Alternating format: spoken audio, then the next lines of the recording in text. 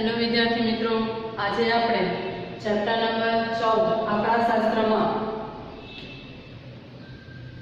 બહુલકને લગતા એક્સ્ટ્રા દાખલા જોવાના છે। બહુલકને લગતા એક્સ્ટ્રા દાખલામાં અહીંયા દાખલો આપેલો છે। नीचे आपे 165 अवलोकन 165 अवलोकन એટલે કે સિગ્મા fi બરાબર આપણને કેટલા આપેલા છે m। બીજું કીધું છે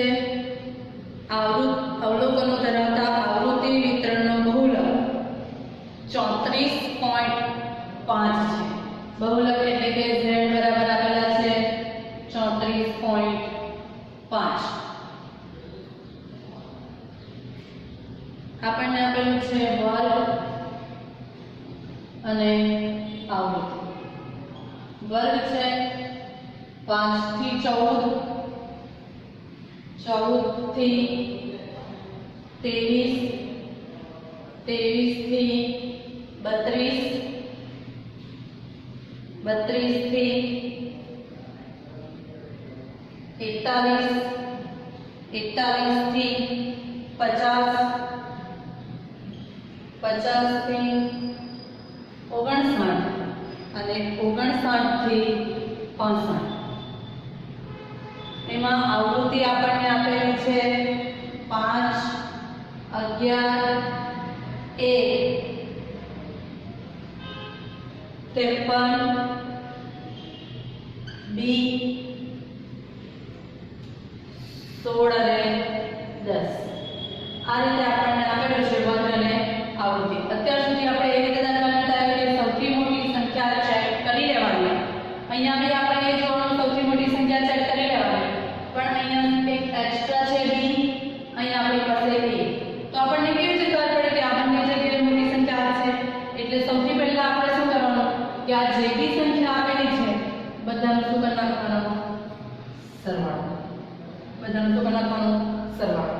તો 5 માં 11 ઉમેરો 16,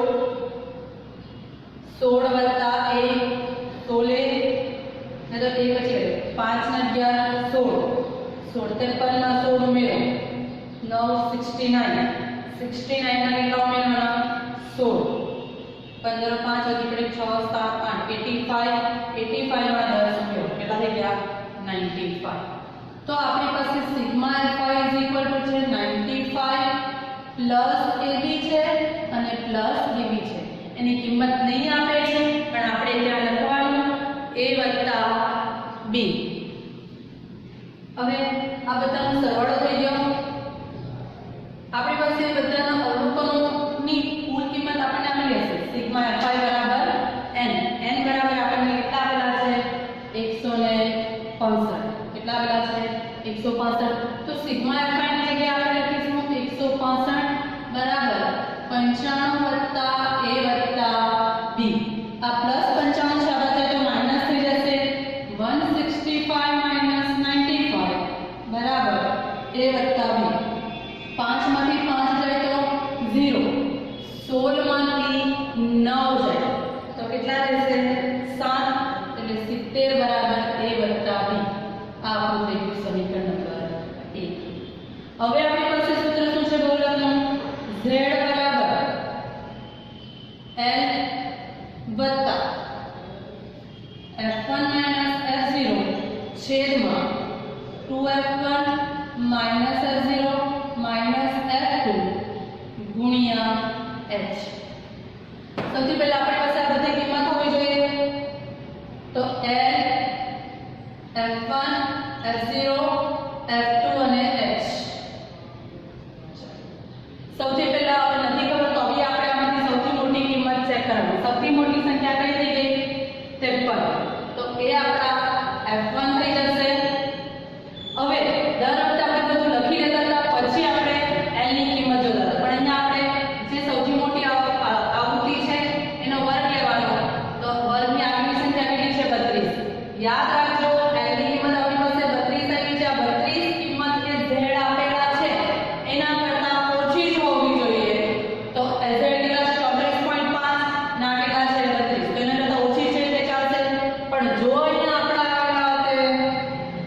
41 કેટલા આવેલા છે 41 તો આપણે ભલે આ સંખ્યા મોટી હોય તો પણ એ નહીં લેવાની એની આગળની સંખ્યા લેવી પડે પણ અહીંયા છે જ 32 એટલે ચાલશે તો અહીંયા કેટલા આવવાના 32 હવે આ તો 32 આવી ગયા એટલે તો નવી જગ્યાએ f1 f0 f2 ની કિંમત આપણે લખી શકીએ f1 આપણા કેટલા છે 53 એની આગળની f0 તો f0 આપણી પાસે કેટલી થઈ ગઈ a પાછળની f2 તો f2 આપણી પાસે કેટલા થઈ ગયા b હવે આપણને h જોઈએ 14 માંથી 5 બાદ કરી નાખો તો જે કિંમત આવે તે આપણી h તો કેટલા છે 14 માંથી 5 જાય તો 9 કિંમત મૂકી દે z ની કિંમત આપણી પાસે છે 34.5 બરાબર l ની કિંમત આપણી પાસે કેટલી છે 32 વત્તા f1 આપણી પાસે કેટલા છે 53 માઈનસ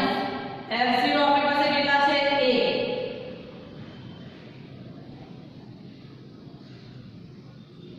2 f1 કેટલા છે 53 અહીંયા મૂકીએ 53 માઈનસ ના minus f0 a minus f2 b ગુણ્યા h આપણી પાસે કેટલા છે 9 આગળ જઈએ 34.5 તો છે જ આપણી પાસે આ પ્લસ છે બરાબરની પેલી બાજુ જાય તો માઈનસ એટલે અહીંયા લખાશે માઈનસ 32 બરાબર 53 માઈનસ a છેદું હવે શું કરવાનું તો 3 દુ 6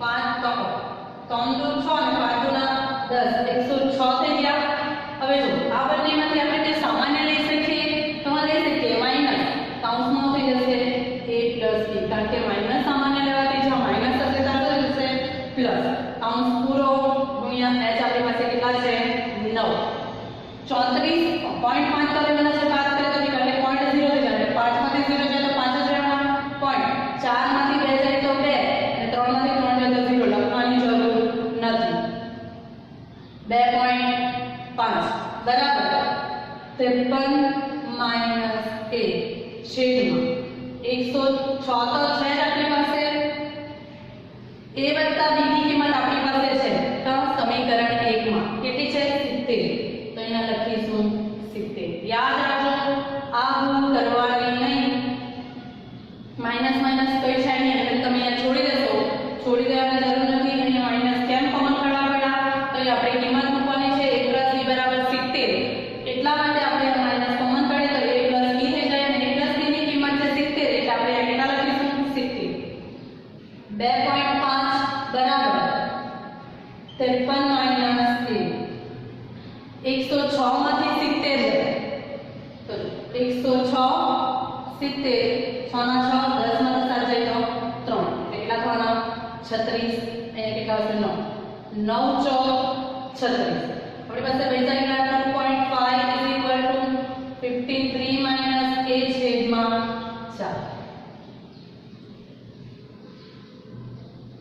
4 ગુણ્યા 25 25 કેટલા થઈ જાય 100 એક પોઈન્ટ કાપી નાખવાના એટલે 10.0 પોઈન્ટ 0 લખવાની જરૂર નથી ખાલી 10 બરાબર 53 માઈનસ a ને નહીં સમજ પડે તો લખીને 2.5 into 4 53 માઈનસ a પછી ગણતરી કરીને લખો તો પણ ચાલે ડાયરેક્ટ કરશો તો પણ ચાલશે આ માઈનસ a છે આ બાજુ તો પ્લસ એ 53 આમાં પ્લસ 10 છે આ બાજુ તો માઈનસ 10 તો a બરાબર 53 માંથી 10 જાય તો 43 એની કિંમત આવી ગઈ હવે આપણે કોની કિંમત જોઈએ b ની તો ને સમીકરણ 1 માં મૂકતા સમીકરણ 1 આપણી પાસે શું છે 70 બરાબર a વત્તા b 70 ના 70 a કેટલા છે આપણી પાસે 43 પ્લસ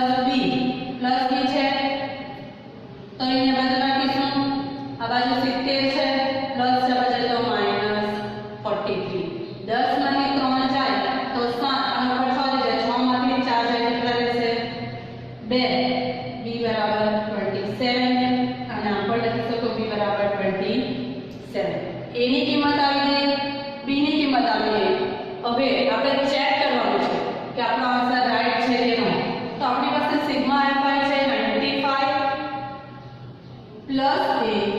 પ્લસ બી આ બધાનું કરવાનું ટોટલ. તો a ની જગ્યાએ આપણી પાસે કેટલા છે 43 તો આપણે અહીંયા લખીએ 43. b ની જગ્યાએ છે આપણી પાસે 27 તો અહીંયા લખીએ 27. 7 ને 3 10 ને 5 15 5 વધી પડીએ 9 ને 10 10 ને 4 14 14 ને 2 16. તો મેં કીધેલું કે આની કિંમત જો આપણે શરૂઆતમાં લખેલી સિગ્મા fi બરાબર આવે તો આપણો આ દાખલો સાચો. તો આને આધારે આપણે નક્કી કરી શકીએ કે આપણો આન્સર સાચો છે કે ખોટો. ખબર પડે તમને? આ તમારી બુકમાં નથી પણ પૂછાઈ શકે એટલા માટે એક્સ્ટ્રા લખવા તમને બનાવેલો છે.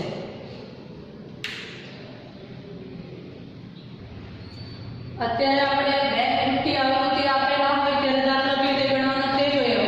હવે આપણે ફક્ત એક જ એમટી આવૃત્તિ આપેલી હોય તો દાખલો કઈ રીતે ગણવાનો તે જોઈએ. તો આપણને દાખલો આપેલો છે જો નીચેના આવૃત્તિ વિતરણનો બહુલક 39 છે એટલે z બરાબર 39 આપણને આપેલા છે તો પુટ્ટી આવૃત્તિ f આપણે શોધવાની છે. આપણને અહીંયા વર્ગ અને આવૃત્તિ આપેલી છે.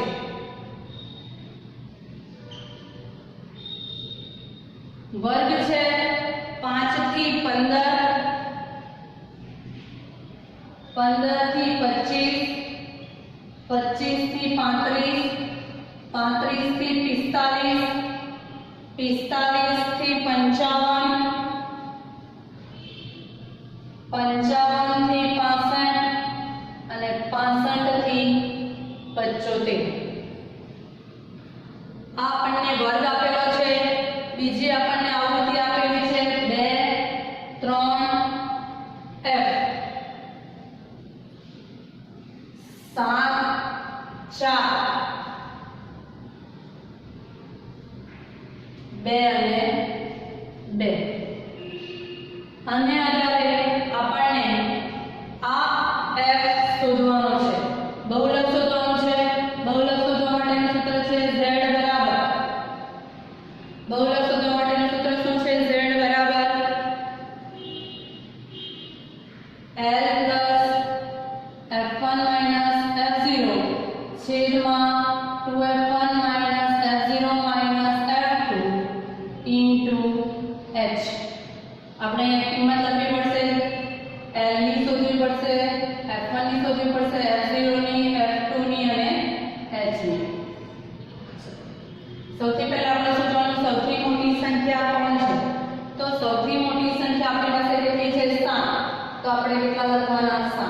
પછી શું ચેક કરવાનું? જ્યારે પુટ્ટી આવૃત્તિ આપેલી હોય તો l કેટલા છે? તો આ છે સૌથી મોટી, તેનો ઉપરનો આવવાનો. તો l કેટલા છે? આ 2 છે એમાંની આગળની સંખ્યા એટલે કેટલા આવે? 35. 35 એ z કરતા ઓછા હોવા જોઈએ. તો z આપણા 39 છે, 39 છે, જે 35 તેના કરતા 35 આપણા ઓછા છે એટલે આનું આ જ રાખવાનું. હવે f0 એટલે આની આગળની સંખ્યા, તેની આગળ કેટલા છે? f. તો f0 કેટલા થઈ જશે? f. અને આની પાછળની સંખ્યા એ f2 એ કેટલા છે? 4. h જોઈએ 15 માંથી 5 બાદ કરી નાખો, જે આવે તે આપણા h.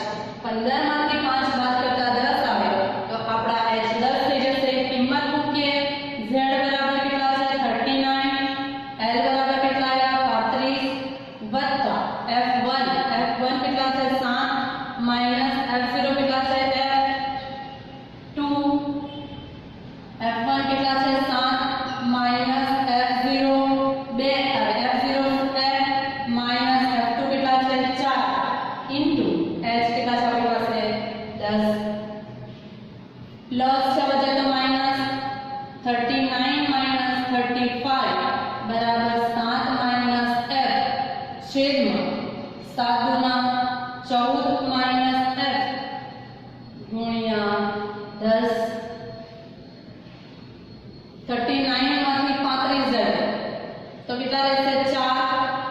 આ ગુણાકારમાં છે, આ બચે તો ભાગાકારમાં 10. 7 minus f 7 ગુણા 14 minus f minus 4. 14 માંથી 4 જાય તો 10 માઈનસ f.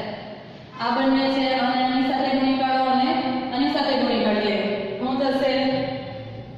4 કૌંસમાં 10 માઈનસ f બરાબર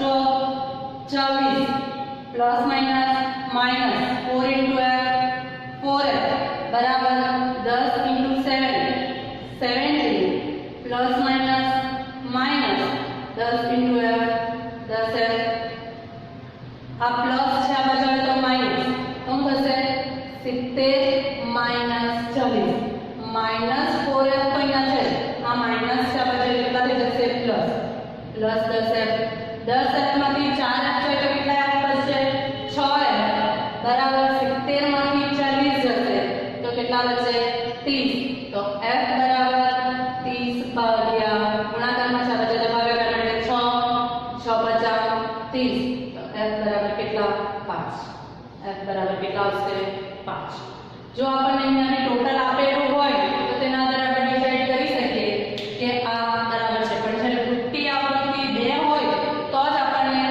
અવલોકનો આપેલા હશે એક ખૂટી આવૃત્તિમાં આપણને અવલોકનો આપેલા હશે નહીં એટલે જે જવાબ આવે તે આપણે સ્વીકારી લેવા હવે આના માટે તમને હોમવર્ક આપું તમારે દાખલો ગણવાનો છે હોમવર્કમાં